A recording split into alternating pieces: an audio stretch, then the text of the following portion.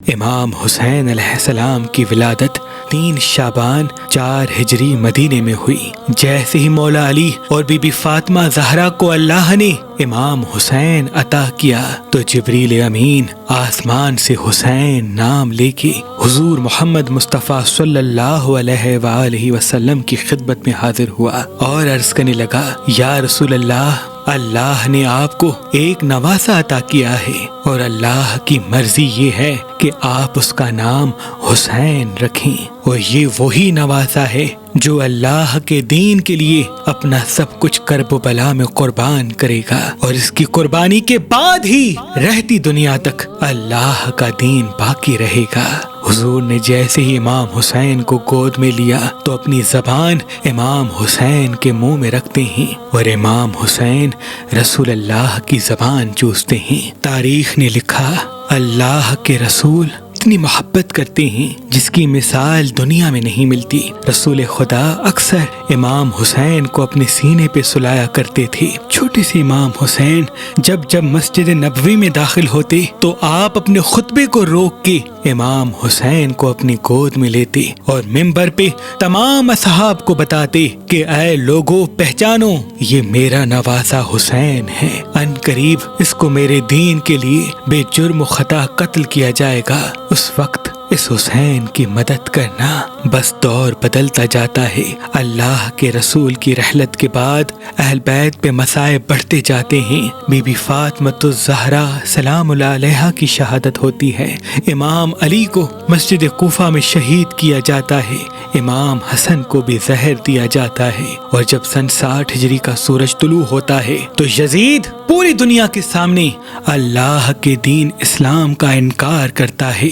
وہ قرآن کی توہین کرتا ہے اور یہ کہتا ہے کہ میں محمد بن عبداللہ کے دین کو نہیں مانتا، اور اس وقت وہ دنیا کا سب سے بڑا بادشاہ ہوتا ہے جس کی حکومت 3 بر اعظم پہ پھیلی ہوتی ہے۔ پوری دنیا ظالم بادشاہ کے ظلم کی وجہ سے خاموش رہ جاتی ہے۔ اتنے میں امام حسین علیہ السلام مدینے سے یہ آواز دیتے ہیں کہ اے یزید، تو جھوٹا ہے، میرا نانا حضرت محمد مصطفیٰ صلی اللہ علیہ وآلہ وسلم اللہ کا رسول ہے اور قرآن اللہ کی کتاب ہے، اور اگر اس بات کو بتانے کے لیے مجھے قربان بھی ہونا پڑے تو میں پیچھے نہیں ہٹوں گا۔ بس یزید یہ حکم نافذ کرتا ہے کہ امام حسین کو مدینے میں شہید کیا جائے۔ امام حسین نہیں چاہتے کہ ان کا خون ناحق اپنے نانا کے مقدس شہر میں بہے۔ آپ مکے کی طرف ہجرت کرتے ہیں اور اللہ کے گھر کی پناہ میں جا کے مقیم ہوتے ہیں اور حج کے فرائض انجام دیتے ہیں۔ یزید کی یہ سوچ تھی کہ امام حسین اور ان کے ساتھیوں کو طواف کعبہ کے بیچ میں ہی قتل کریں گے۔ اس میں ایک تو امام حسین بھی قتل ہو جائے گا اور دوسرا اللہ کے گھر کی بھی بے حرمتی ہوگی۔ امام حسین کو جیسے ہی اس بات کا علم ہوا تو آپ نہیں چاہتے کہ ان کا خون ناحق اللہ کے گھر میں بہے، اور اتنے میں آپ کے پاس کوفے سے ہزاروں خطوط بھی آتے رہے کہ اے نواسہ رسول، ہم بھی رسول اللہ کے دین کی بقا کے لیے یزید پہ لعنت کرتے ہیں، لیکن یزید کے ظلم کی وجہ سے مجبور ہیں۔ آپ جلد کوفے آ جائیے اور اپنے نانا کے دین کو بچانے کے لیے ہماری مدد کیجیے۔ ان خطوط میں یہاں تک لکھا تھا کہ اے حسین، اگر آج آپ ہمارے پاس نہیں آئیں گے تو روز محشر ہم آپ کے نانا سے آپ کی شکایت کریں گے کہ دین مٹتا رہا اور امام حسین مکے میں مقیم رہے۔ امام حسین اپنے چچا زاد بھائی مسلم بن عقیل کو اپنا سفیر بنا کے کوفے بھیجتے ہیں اور یہ کہتے ہیں کہ تم ان سے مل کے حجت تمام کرو۔ مسلم بن عقیل کوفے جاتے ہیں، وہاں کے لوگوں کی محبت کو دیکھ کے امام حسین کی طرف ایک خط لکھتے ہیں کہ مولا آپ جلد کوفہ آ جائیے۔ امام حسین اپنے حج کو عمرے میں تبدیل کرتے ہیں اور اپنے بچوں، بہنوں اور بیٹیوں کو لے کے کوفے کی طرف روانہ ہوتے ہیں، اور وہاں یزید اپنے تمام وزیروں میں سے ایک ظالم شخص عبید اللہ ابن زیاد کو چنتے ہیں کہ وہ فوراً جائے اور کوفے کی حکومت سنبھالے اور امام حسین کے چاہنے والوں پر وہ ظلم کرے کہ سب اپنے گھروں میں چلے جائیں۔ نواسائے رسول مکے کو چھوڑ کے جیسے ہی کوفے کے قریب پہنچنے لگے تو وہاں پہ انہیں مسلم بن عقیل کے شہادت کی خبر ملتی ہے اور یہ معلوم ہوتا ہے کہ کوفے والے بدل گئے اور کسی نے سونا لے کے خاموشی اختیار کر لی تو کوئی یزید کے ظلم کی وجہ سے گھر میں چھپ گیا۔ امام حسین چاہتے ہیں کہ عرب کے صحرا کو چھوڑ دیں اور کسی ایسی جگہ چلے جائیں جہاں یزید کی حکومت نہ ہو۔ یہ بات جیسے ہی ابن زیاد کو پتہ چلتی ہے تو وہ ہر کے ساتھ ہزاروں کی فوج بھیجتا ہے اور کہتا ہے جاؤ، حسین کوفے کے آس پاس ہیں، اس کو فوراً قائد کرو۔ اور اپنے رہائی امام حسین کو ڈھونڈتے ڈھونڈتے صحرائے مکیب تک پہنچتے ہیں جہاں امام حسین کا قافلہ ہوتا ہے۔ امام حسین نے جیسے ہی جناب حر کو دیکھا کہ وہ بھی پیاسے ہیں، ان کے سپاہی بھی پیاسے ہیں، ان کے جانور بھی پیاسے ہیں، آپ عباس سے کہتے ہیں ان سب کو پانی پلاؤ۔ اور امام حسین کا اخلاق دیکھتا ہے اور پانی پینے کے بعد امام حسین کو روک نہیں پاتا، بس امام حسین نہر فرات کے کنارے سے چلتے رہتے ہیں۔ یہ بات جب ابن زیاد کو پتہ چلتی ہے کہ حر تو امام حسین کے ساتھ نرمی کر رہا ہے تو وہ عمر بن سعد کے ساتھ 18,000 کا لشکر بھیجتا ہے کہ حسین کو فوراً روکو۔ بس چلتے چلتے امام حسین کا قافلہ کربلا سے گزرتا ہے اور وہاں امام حسین کا گھوڑا رک جاتا ہے۔ امام حسین جیسے ہی معلوم کرتے ہیں کہ زمین کو کیا کہتے ہیں، الگ الگ نام امام حسین کو بتائے جاتے ہیں۔ کوئی نینوا کہتا ہے، کوئی ماریا کہتا ہے اور کوئی بوڑھا شخص آ کے کہتا ہے یہ کرب کی زمین ہے اور اسے کربلا کہتے ہیں۔ امام حسین گھوڑے سے اترتے ہیں، سجدائے شکر کرتے ہیں اور عباس سے کہتے ہیں عباس خیمے لگاؤ، ہمیں یہی امتحان دینا ہے۔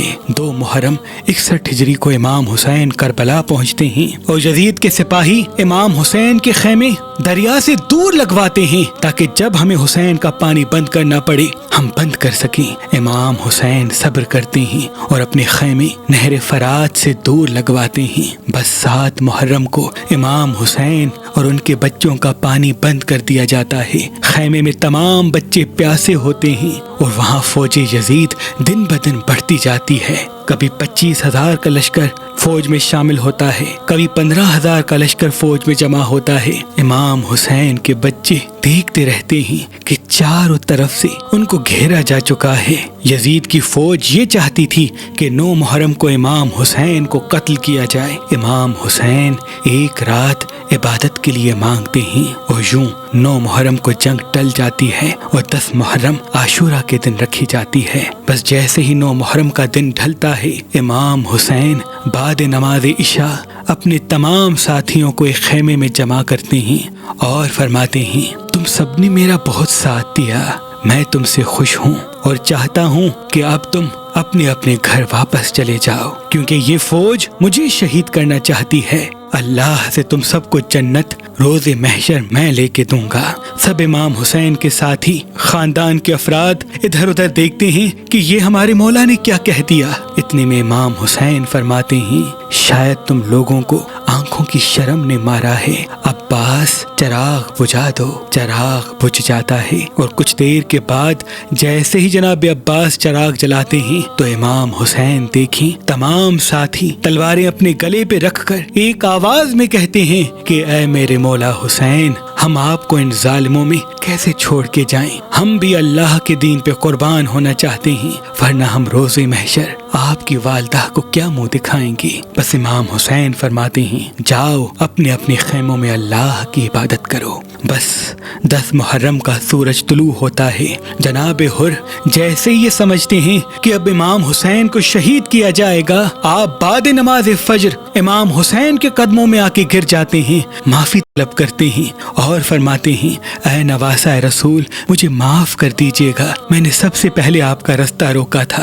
امام حسین اسے معاف کرتے ہیں اور کہتے ہیں اے حر تو آزاد ہے اور تیری جنت کی ضمانت میں دیتا ہوں، چلا جا۔ جناب حر کہتے ہیں آپ کو ان دشمنوں میں چھوڑ کے میں کیسے جاؤں، مجھے اجازت دیجیے تاکہ میں بھی اللہ کے دین پہ قربان ہو جاؤں۔ بس جناب حر میدان میں آتے ہیں، شہید ہوتے ہیں، ان کے بچے بھی میدان میں آتے ہیں اور اللہ کے دین پہ قربان ہوتے ہیں۔ ایک ایک امام حسین کا اصحاب، چاہے وہ جناب جون ہو، حبیب ابن مظاہر ہو، شہید ہوتا جاتا ہے، یہاں تک کہ بنی ہاشم کے جوان بھی کربلا کی گرم زمین پہ سو جاتے ہیں۔ شہزادہ قاسم کی لاش میدان میں پامال ہو جاتی ہے، جناب عباس نہر کنارے بازو کٹوا کے شہادت کا جام پی لیتے ہیں، علی اکبر کو رن میں برچھی لگتی ہے اور امام حسین کے ہاتھوں میں تڑپ کے اپنی جان کا نذرانہ دیتے ہیں، اور معصوم علی اصغر جب پانی پلانے کے لیے امام حسین میدان میں لے کے آئے تو ظالموں نے اس کو بھی تیر مار کے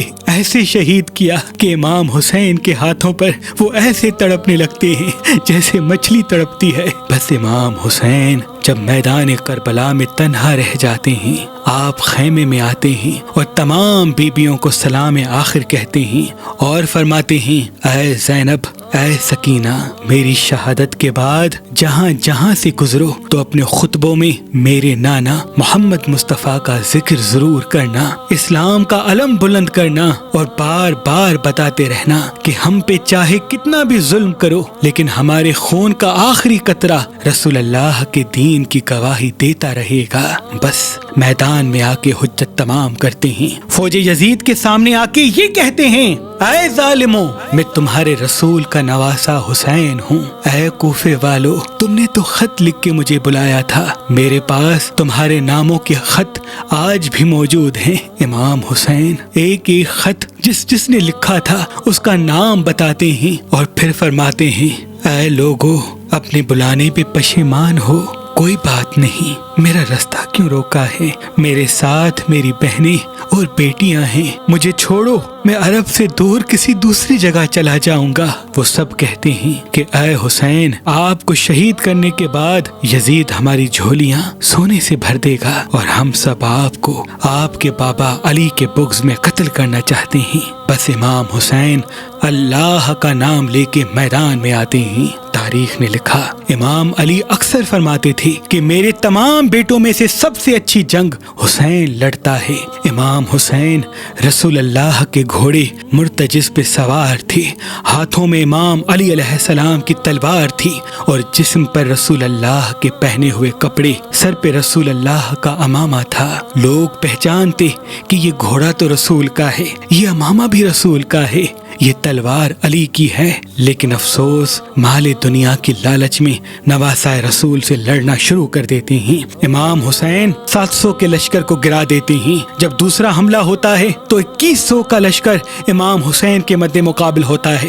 امام حسین ان کو بھی فنار کرتے ہیں۔ جب عرب کے بڑے بڑے بہادر قتل ہوتے جاتے ہیں تو عمر بن سعد کہتا ہے، امام حسین پہ ایک ساتھ حملہ کرو۔ بس پوری فوج امام حسین پہ حملہ کرتی ہے اور امام حسین علی کے بیٹے علی بن کے ایسے لڑتے ہیں کہ فوج بھاگنا شروع کر دیتی ہے۔ تاریخ نے لکھا، 80,000 کا لشکر کربلا کا میدان چھوڑ کے کوفے کی طرف بھاگ جاتا ہے۔ یہ منظر جیسے ہی شمر و عمر بن سعد نے دیکھا کہ حسین کو شہید کرنا بہت مشکل ہے، وہ اپنے سپاہیوں سے کہتے ہیں، جاؤ خیموں کو آگ لگا دو۔ بس سپاہی جا کے خیمے کو آگ لگا دیتے ہیں اور پھر شمر کہتا ہے، 21,000 کا لشکر ایک ساتھ امام حسین پہ تیر چلائے۔ بس ایک طرف سے امام حسین پہ تیر چلنے لگتے ہیں اور دوسری طرف امام دیکھیں کہ وہاں بیبیوں کی آواز بلند ہو رہی ہے، خیام جل رہے ہیں۔ نواسہ رسول کبھی تیروں کو روکنے کے لیے میدان کی طرف آتے ہیں تو کبھی بیبیوں کی مدد کرنے کے لیے خیام کی طرف جاتے ہیں۔ مقتل کی تاریخ کہتی ہے، امام حسین کے جسم پر اتنے تیر لگ گئے کہ آپ کے جسم کا کوئی بھی حصہ خالی نہ تھا، بس ایک تنہا رسول اللہ کا نواسہ تھا اور لاکھوں کی فوج کا ان پہ حملہ تھا۔ اتنے میں آواز غیب آتی ہے، اے حسین لوٹ آؤ، تیرا اللہ تجھ سے راضی ہو گیا۔ امام حسین تلوار کو روکتے ہیں، اتنے میں ایک ظالم امام حسین کی پشت پہ وار کرتا ہے۔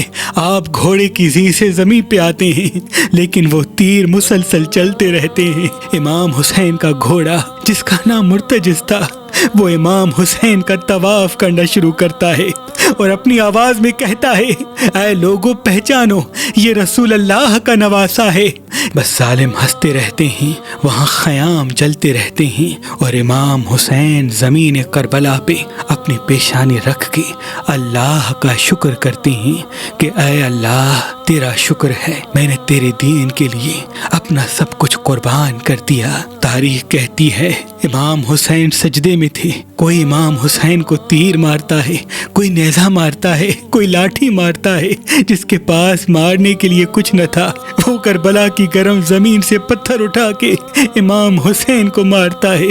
امام حسین اللہ کے شکر میں مصروف رہتے ہیں۔